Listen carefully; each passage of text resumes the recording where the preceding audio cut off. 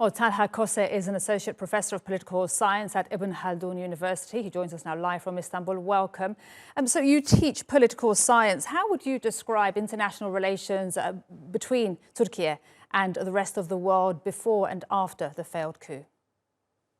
I think it's a very difficult story to tell to the world because most people are accustomed to understand the coups, how they function, and also toppling of the coups. But for Turkey, unfortunately, due to propaganda against Turkish politics, it is very difficult to explain this to international public. So for our students, they have a legacy, they have the understanding of Turkish politics.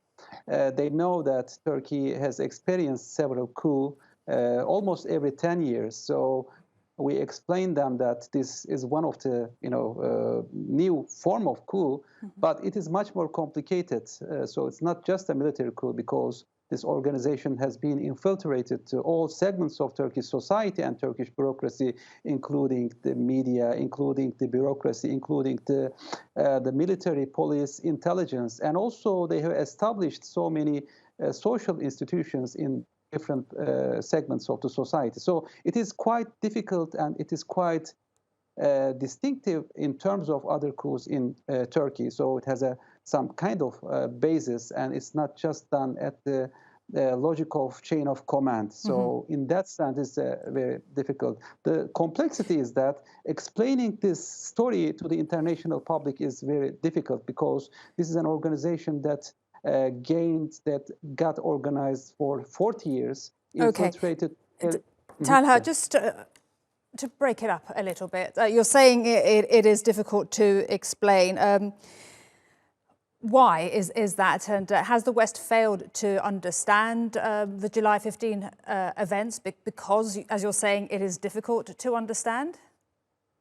Yes, first of all, I mean, we know that before the coup, couple of years, there was tension between Turkish President Erdogan and some Western countries, and they tended to interpret Turkey's political problems as part of related to Turkish president. So unfortunately, this propaganda in Western context undermines some of the claims with regard to support of the democracy in Turkey. The other part is that the regular or the coups that we accustomed in Turkey was done by military through the chain of command, and usually it continues through the bureaucracy. But when we look at this organization, this is well organized in all segments of Turkish society and bureaucracy.